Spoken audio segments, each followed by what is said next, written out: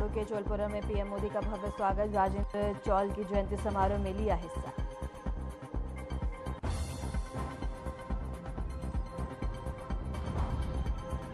कानपुर मंडल में सीएम योगी ने जनप्रतिनिधियों के साथ की अहम बैठक। विकास कार्यों की प्रगति का लिया फीडबैक। योजनाओं के प्रभावी क्रियान्वयन पर दिया जोर। हरिद्वार मनसा देवी मंदिर मार्ग पर हुई भगदड़। सीएम योगी ने दुर्भाग्यपूर्ण घटना पर व्यक्त किया गहरा शोक। शोक परिवारों के प्रति अपनी गहरी संवेदनाएं प्रकट की।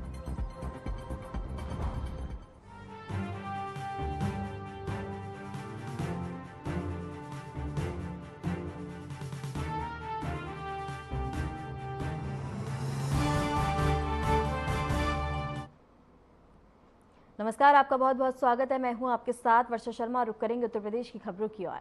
मुख्यमंत्री योगी आदित्यनाथ ने लखनऊ में कानपुर मंडल के जनप्रतिनिधियों के साथ एक अहम समीक्षा बैठक की। इस बैठक में मुख्यमंत्री ने मंडल के तहत आने वाले जिलों में चल रहे विकास कार्यों की प्रगति की फीडबैक लिया और योजनाओं के प्रभावी क्रियान्वयन पर जोर दिया। बैठक के दौरान जनप्रतिनिधियों ने अपने क्षेत्रों की जरूरतें और जमीनी चुनौतियों को मुख्यमंत्री के सामने रखा।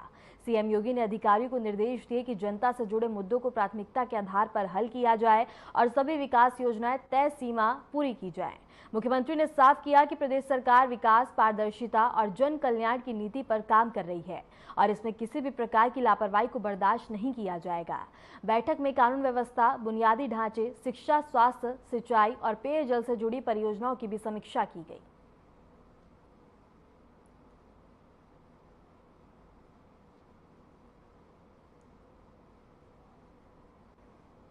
उत्तर प्रदेश के मुख्यमंत्री योगी आदित्यनाथ ने उत्तराखंड के हरिद्वार स्थित मनसा देवी मंदिर मार्ग पर हुई भगदड़ की दुर्भाग्यपूर्ण घटना पर गहरा शोक व्यक्त किया।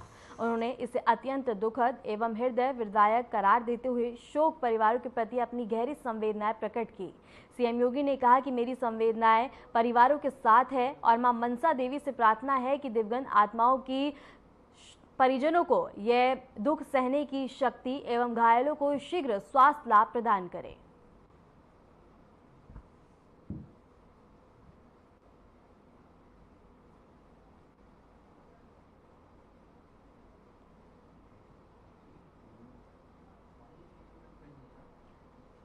लखनऊ वंदे भारत एक्सप्रेस अब हापुड़ जंक्शन पर भी रुकेगी, जिससे क्षेत्र के लोगों को बड़ी राहत मिली है। इस नई सुविधा का उद्घाटन कार्यक्रम भाजपा सांसद अरुण गोविल की उपस्थिति में संपन्न हुआ।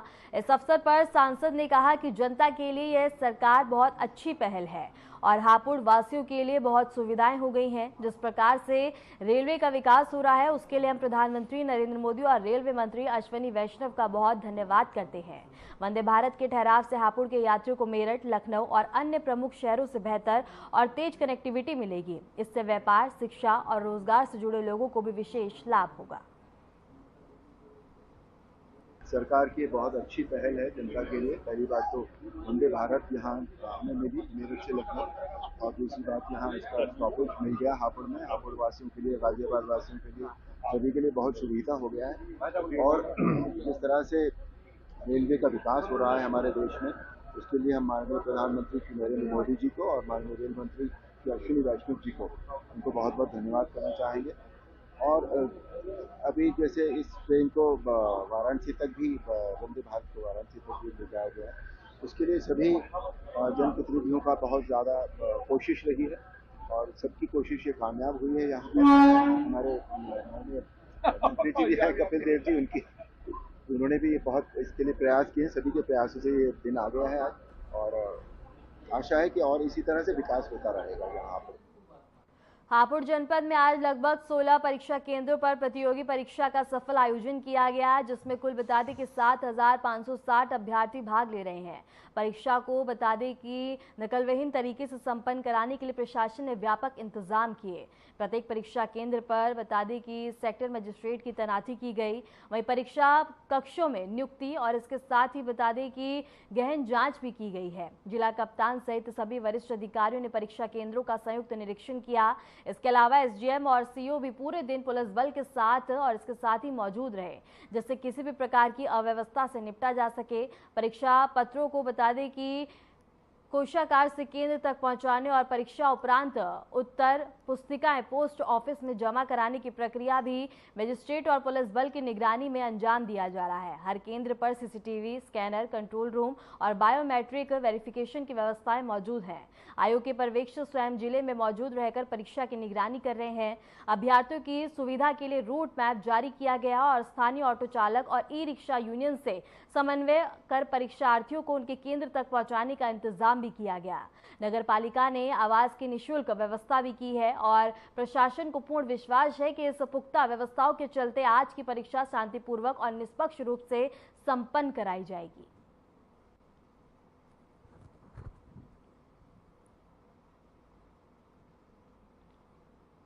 7,560 विद्यार्थियों द्वारा, अभ्यर्थियों द्वारा आज ये आरओ परीक्षा दी जा रही है और हमारी 2 तहसीलों हापुड़ और पिलखुआ में इस परीक्षा का आयोजन कराया जा रहा है। इस परीक्षा हेतु कुछ सरकारी विद्यालयों को, कुछ सहायता प्राप्त विद्यालयों को और कुछ निजी विद्यालयों को केंद्र के रूप में चिन्हित किया गया है। मेरे द्वारा, कप्तान साहब के द्वारा और इसी प्रकार एसडीएम और सीओ के द्वारा, सेक्टर मजिस्ट्रेट, स्टैटिक मजिस्ट्रेट के द्वारा इन सभी परीक्षा केंद्रों का दौरा किया गया। परीक्षा केंद्रों पर केंद्र व्यवस्थापक और सह केंद्र व्यवस्थापकों के साथ बैठक की गई। हमारे द्वारा परीक्षार्थियों के आगमन को सुलभ बनाने के लिए रेलवे स्टेशन और बस अड्डे पे हेल्प डेस्क स्थापित किए गए हैं। ट्रैफिक पुलिस द्वारा सेंटर्स तक पहुंचने के लिए ट्रैफिक एडवाइजरी जारी की गई है। कुछ बच्चे चूंकि कल रात को ही जनपद में आ गए थे, तो उनके ठहरने के लिए निःशुल्क व्यवस्था। वाराणसी स्थित काशी हिंदू विश्वविद्यालय को लेकर एक गंभीर अलर्ट जारी किया गया है। केंद्र सुरक्षा एजेंसियों की सूचना पर केंद्रीय शिक्षा मंत्रालय ने बता दें कि समेत देश के अन्य केंद्रीय विश्वविद्यालयों को सचेत किया है। दिल्ली स्थित मंत्रालय की ओर से बता दें कि प्रशासन को ज्वाइंट सेक्रेटरी रिजवी के हस्ताक्षर से एक पत्र भेजा गया, जिसमें विश्वविद्यालय परिसर पर भौतिक और साइबर हमलों की आशंका जताई गई है। पत्र में स्पष्ट किया गया है कि आतंकी संगठन अपने स्लीपर सेल्स की मदद से बता दें कि उच्च शिक्षण संस्थानों को निशाना बनाने की साजिश रच रहे हैं। इस सूचना के बाद प्रशासन ने सुरक्षा व्यवस्था कड़ी कर दी है। सभी कर्मचारियों और अधिकारियों को परिचय पत्र अपडेट करने और बिना पहचान पत्र किसी को भी प्रवेश न देने के निर्देश दिए हैं। परिसर में अतिरिक्त सुरक्षा कर्मी तैनात किए गए हैं और संदिग्ध गतिविधियों पर नजर रखी जा रही है। फिलहाल स्थानीय पुलिस और सुरक्षा एजेंसियां प्रशासन के संपर्क में हैं और पूरे परिसर में चौकसी बढ़ा दी गई है।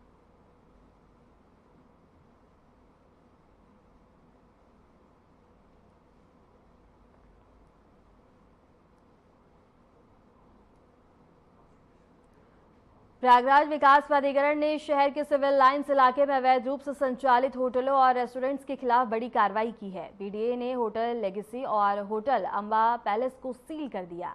जानकारी के मुताबिक दोनों होटलों के बेसमेंट में पार्किंग की जगह बता दें कि अतिरिक्त रूप से रेस्टोरेंट और लाइब्रेरी संचालित की जा रही थी।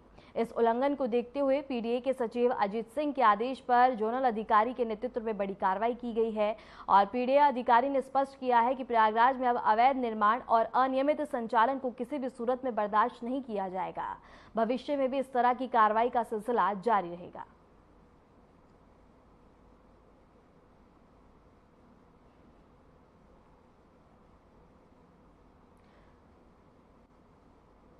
उत्तर प्रदेश के बाराबंकी जिले स्थित प्राचीन महादेव मंदिर को अंतर्राष्ट्रीय स्तर पर पहचान दिलाने की कोशिश अब तेज हो गई है। श्रद्धालु की आस्था के इस प्रमुख केंद्र को लेकर भाजपा विधायक दिनेश रावत ने मुख्यमंत्री योगी आदित्यनाथ से सावन मास में हेलीकॉप्टर से पुष्प वर्षा की मांग की है। यह मंदिर न सिर्फ बाराबंकी बल्कि अमेठी, रायबरेली, लखनऊ समेत कई जिलों और राज्यों के लाखों भक्तों और कांवड़ियों की आस्था का केंद्र बना हुआ है। श्रावण मास में यहां डलमऊ से लाए गए गंगाजल से शिवलिंग का जलाभिषेक किया जाता है। इस स्थल का धार्मिक और ऐतिहासिक महत्व तब और बढ़ गया जब वर्तमान रक्षा मंत्री एवं पूर्व मुख्यमंत्री राजनाथ सिंह ने अपनी पत्नी के साथ यहां विशेष पूजा अर्चना की। विधायक रहते हुए योगी आदित्यनाथ ने इस मंदिर में पूजा अर्चना भी कर चुके हैं और राजनाथ सिंह ने इस स्थल को एक बार पर्यटन केंद्र के रूप में भी विकसित करने की घोषणा की थी। अब स्थानीय लोग उम्मीद कर रहे हैं कि योगी सरकार इस दिशा में कदम बढ़ाएगी और इसके साथ ही अब बता दें कि मुख्यमंत्री खुद दर्शन के लिए आएंगे और इसको लेकर श्रद्धालुओं में अब काफी ज्यादा उत्साह देखने को मिल रहा है।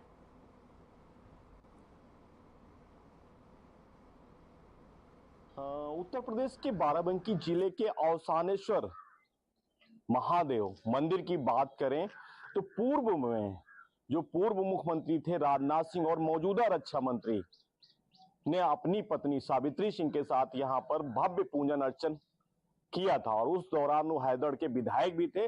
अब जो हैदर के क्षेत्रीय विधायक बीजेपी के हैं दिनेश रावत ने उत्तर प्रदेश के मुख्यमंत्री योगी आदित्यनाथ को जो है पत्र भेजकर औसानेश्वर शिव मंदिर पर श्रद्धालुओं और कांवड़ यात्रियों पर जो है हेलीकॉप्टर से पुष्प वर्षा करने की मांग की है और पत्र भेजकर श्रद्धालुओं और कांवड़ यात्रियों को लेकर जो उत्तर प्रदेश के कई जिलों से और कई राज्यों से यहां पर जल अभिषेक और पूजन के लिए आते हैं। साफ रूप से क्षेत्रीय विधायक ने यह भी लिखा है कि जहां सावन माह में पुष्प वर्षा की जाए, इसी के साथ और आने वाले धार्मिक कार्यक्रम के दौरान भी जो है पुष्प वर्षा का आयोजन होता रहे, जिससे जो है श्रद्धालुओं और आम जनमानस का विश्वास और बढ़ेगा, लगातार पर्यटन स्थल को बढ़ावा मिलेगा।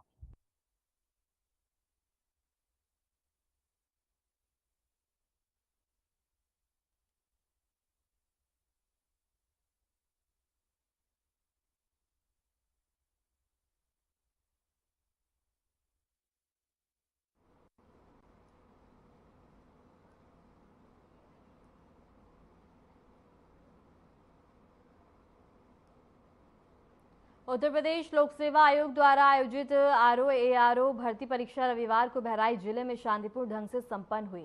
परीक्षा को लेकर प्रशासन पूरी तरह मुस्तैद रहा। परीक्षा के लिए जिले में कुल 23 परीक्षा केंद्र बनाए गए थे, जहां सुरक्षा और पारदर्शिता सुनिश्चित करने के लिए व्यापक इंतजाम किए गए।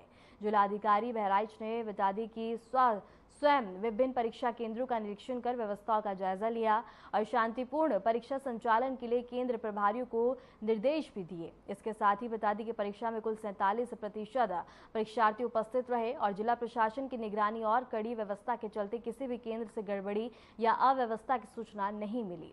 प्रशासन ने परीक्षा को सकुशल संपन्न कराने में सहयोग करने वाले सभी विभागों और अधिकारियों को धन्यवाद दिया है।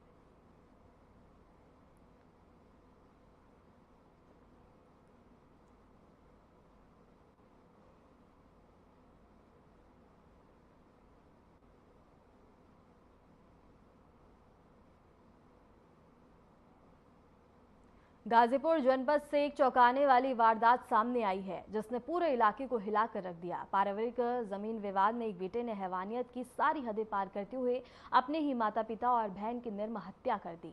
इसके साथ ही सुबेडेलिया गांव में 3 लोगों की लाश मिलने से हड़कंप मच गया।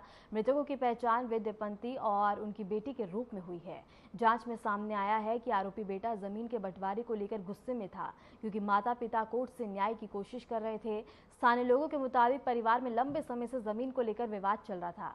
मृतक दंपत्ति अपने इकलौते बेटे के खिलाफ कोर्ट जा रहे थे और इसी रंजिश में आरोपी ने तीनों को मौत के घाट उतार दिया। सूचना मिलते ही पुलिस और फॉरेंसिक टीम मौके पर पहुंची और शवों को कब्जे में लेकर अब जांच शुरू कर दी गई है। वरिष्ठ पुलिस अधिकारी भी घटनास्थल पर पहुंचे। फिलहाल पुलिस ने कुछ संदिग्धों से पूछताछ शुरू कर दी है और आरोपी की गिरफ्तारी जल्द होने की उम्मीद भी जताई जा रही है।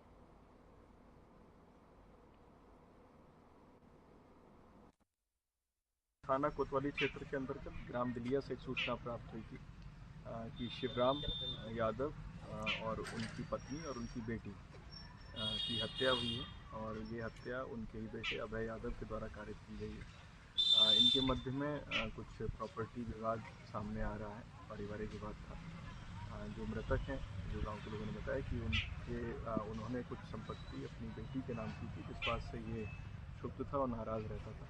उसी में कुछ आज घटना हुई इनके मध्य और उसके बाद इनके पुत्र के द्वारा ये घटना कारित की गई है, जिसमें 3 लोग, इसके शिवराम यादव जी, इनकी पत्नी एवं उनकी बेटी, 3 लोगों की इसमें मृत्यु हुई है।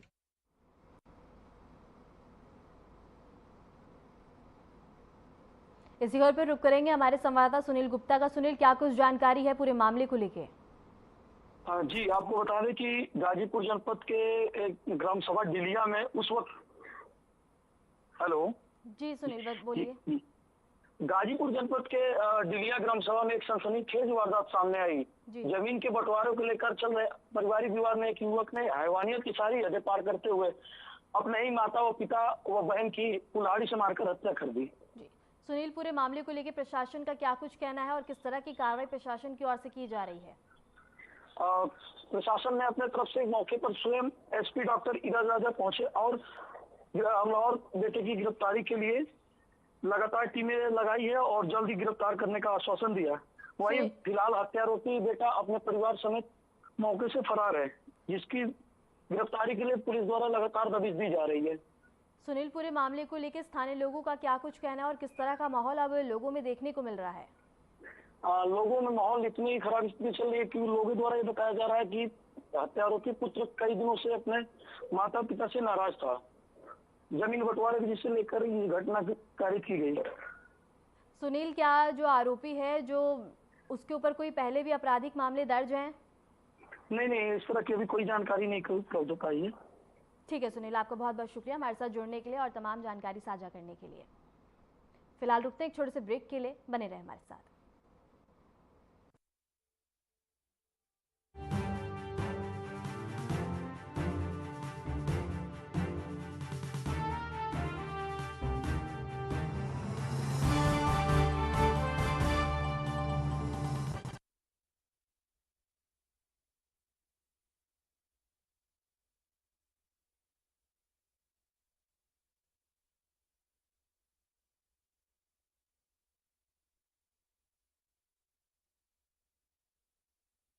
नवाचारी और नवोन्मेषी शिक्षा व्यवस्था से युवाओं की आशाओं को नई उड़ान दे रहा है नया उत्तर प्रदेश।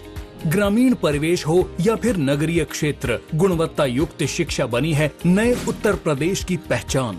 स्कूल चलो अभियान और शारदा प्रोग्राम जैसे अभिनव प्रयासों से ड्रॉप आउट दर में आई है उल्लेखनीय गिरावट।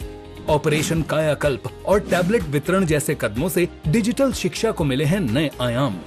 बेसिक शिक्षा से हायर एजुकेशन तक शिक्षा में उठाए गए अभूतपूर्व कदमों से हुआ है एजुकेशन का ट्रांसफॉर्मेशन।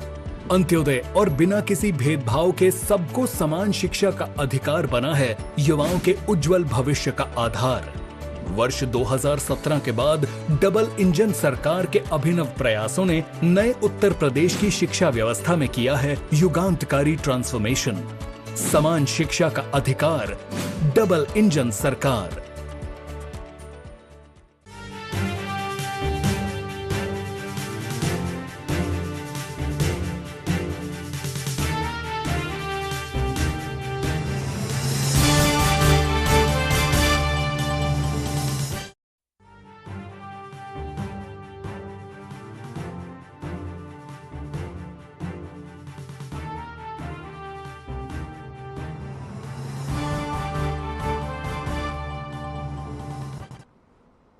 ब्रेक के बाद स्वागत है। खबरों में आगे बढ़ते हैं। खबर श्रावस्ती से है, जहां जनपद वासियों को स्वास्थ्य के क्षेत्र में एक बड़ी सौगात मिली है।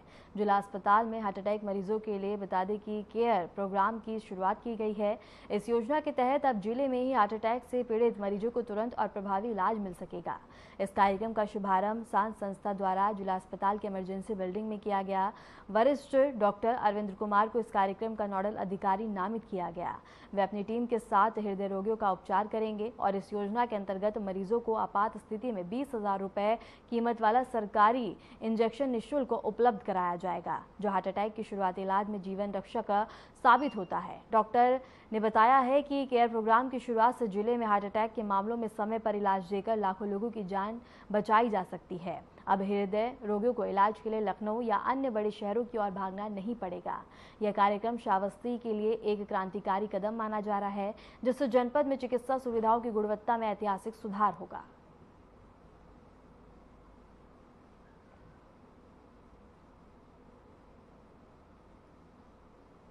स्टेमी केयर प्रोग्राम है। स्टेमी केयर प्रोग्राम में ऐसे मरीज को चिन्हित किया जाता है जिसको अचानक से सीने में दर्द होता है। एक तरह से ईसीजी डायग्नोसिस के पर्पज से बनाई गई है। चेस्ट पेन के जो भी मरीज आते हैं यहाँ पे, किसी भी कर्मचारी या किसी डॉक्टर के संपर्क में अगर आता है वो, तुरंत हम स्टेमी केयर यूनिट में उसको लाते हैं। इसके बाद जो है कुछ लोडिंग दवाएं होती हैं, जैसे एस्पिरिन 325 mg की, क्लोपिडोग्रेल 300 mg की। इसके अलावा एटारवास्टैटिन 80 mg की। अगर एटारवास्टैटिन नहीं है तो उसकी जगह पर रोजवास्टैटिन 40 mg की एक लोडिंग डोज में हम लोग दे देते हैं। और लोडिंग डोज देने के तुरंत बाद ईसीजी करा के कंफर्म कर लेते हैं कि उसको हार्ट अटैक है कि नहीं। अगर सीने के दर्द के मरीजों को, जिनको हार्ट का दर्द होता है, सीने में दर्द होता है, उनको अचानक यहाँ इमरजेंसी में तुरंत उनका यहाँ पे ईसीजी किया जाता है और ईसीजी करने के बाद उस ईसीजी को व्हाट्सएप पे पोस्ट करके राम मनोहर लोहिया अस्पताल से यहाँ के सभी चिकित्सक जो यहाँ इमरजेंसी में कार्य करते हैं, हमारे फिजिशियन साहब सब व्हाट्सएप से जुड़े हुए हैं, तो ईसीजी वहाँ भेजकर हम लोग उनसे उसका डायग्नोसिस ले लेते हैं, सलाह ले लेते हैं कि इसको हार्ट अटैक अगर 100% है उसमें ऐसा हार्ट अटैक जिसमें हार्ट की मांसपेशियाँ डैमेज हो जाती हैं तुरंत यदि इलाज नहीं मिलता है, तो एक बहुत ही अच्छी योजना है सरकार की तरफ से। इसमें ईसीजी में अगर डायग्नोसिस हो गया कि इसको हार्ट अटैक है तो उस मरीज को तुरंत यहाँ पर इस कक्ष में, जैसा कि आप लोग देख रहे हैं, यहाँ सारी मशीनें मौजूद हैं, यहीं इसी पलंग पर ईसीजी हो जाता है, मॉनिटर है, सक्शन मशीन है।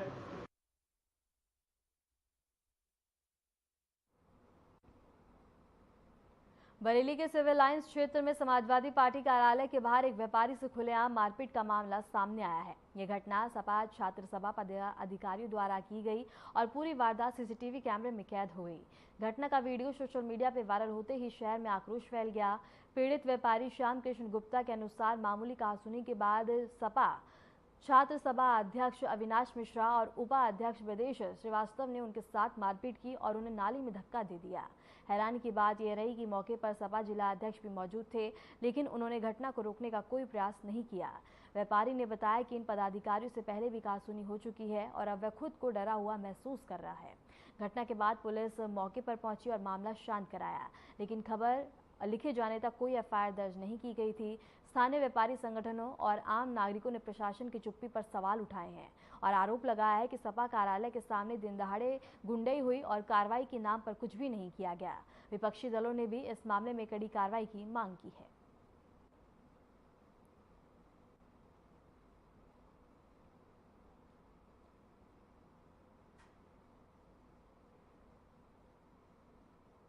खबर बदायूं से है, जहां शहर के चित्रांश नगर स्थित चांदमारी इलाके में उस वक्त हड़कंप मच गया जब जिला खादी ग्राम उद्योग अधिकारी राजेंद्र कुमार सागर का शव पेड़ से फंदे पर लटकता हुआ मिला। 60 वर्षीय सागर रविवार सुबह रोज की तरह टहलने निकले थे, लेकिन कुछ देर बाद उनका शव पेड़ से लटकता हुआ मिला।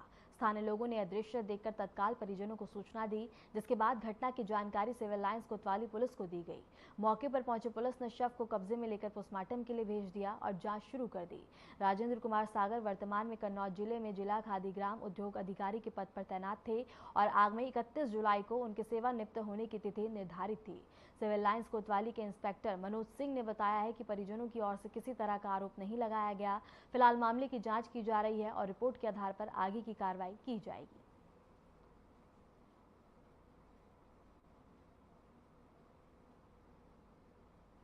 खबर बरेली से है, जहां जिले के थाना क्षेत्र में शनिवार देर रात एक सनसनीखेज मुठभेड़ हुई। चेकिंग के दौरान पुलिस ने 2 शातिर लुटेरों को घेर लिया और बदमाशों ने रोकने के बजाय पुलिस पर ताबड़तोड़ फायरिंग कर दी। जवाबी कार्रवाई में दोनों बदमाश गोली लगने से घायल हो गए, जबकि एक सिपाही को भी गोली लगी है। मुठभेड़ बता दें कि रहपुरा गांव के पास की है। थाना देवरनिया के ग्राम बंजरिया जागीर में एक लोकल सुनार की दुकान है श्री विनोद रस्तोगी की। इनके साथ दुकान को बंद करके जाते समय सायंकाल 2 बाइक पे सवार 4 बदमाशों द्वारा मारपीट करके इनसे ज्वेलरी का एक बैग लूट लिया गया था और कैश भी लूट लिया गया था। इस संबंध में तत्काल थाना देवरनिया पर लूट का अभियोग पंजीकृत कर और इस अपराध के खुलासे के लिए एसएसपी सब द्वारा टीमों का गठन किया गया था। इसी क्रम में आज दिनांक 26/27 की रात्रि में थाना देवरनिया पुलिस द्वारा बाइक सवार 2 बदमाशों को वसुधरण और रहपुरा घनश्याम जाने वाली नहर के मार्ग पे रात में इंटरसेप्ट किया गया और रोका गया। बदमाशों ने भागने।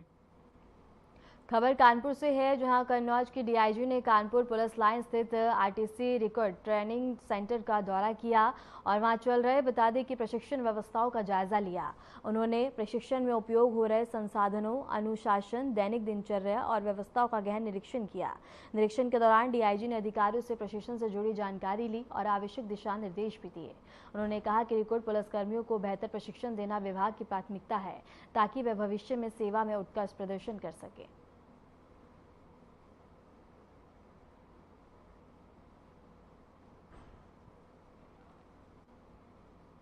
देवरिया जनपद में पुलिस और आबकारी विभाग की संयुक्त टीम ने अवैध कच्ची शराब के खिलाफ बड़ी कार्रवाई की है। थाना क्षेत्र में चलाए गए विशेष अभियान के तहत अवैध कच्ची शराब और शराब बनाने के उपकरण बरामद किए गए, जबकि 600 किलोग्राम लहन मौके पर ही नष्ट किए गए। मुखबिर की सूचना पर पुलिस अधीक्षक के निर्देश और अपर पुलिस अधीक्षक के नेतृत्व में टीम ने बता दें कि कस्बा स्थित ईंट भट्टा के पास छापा मारा।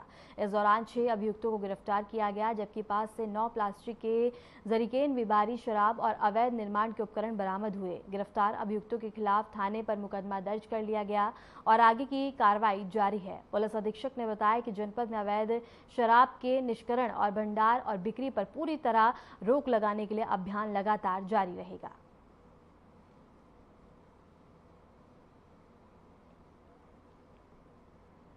कुशीनगर जनपद के थाना क्षेत्र अंतर्गत बुजुर्ग गांव में तड़के 3 बजे अज्ञात चोरों ने कहर बरपाया। आधा दर्जन से अधिक घरों के ताले काटकर लाखों रुपए नगद और सोने चांदी की कीमती गहने चुरा लिए। वारदात को अंजाम देते वक्त घर में बता दें कि झाड़ू लगा रही एक महिला के ऊपर चोरों ने हमला भी किया। फिलहाल के लिए उत्तर प्रदेश की खबरों में इतना ही। नमस्कार।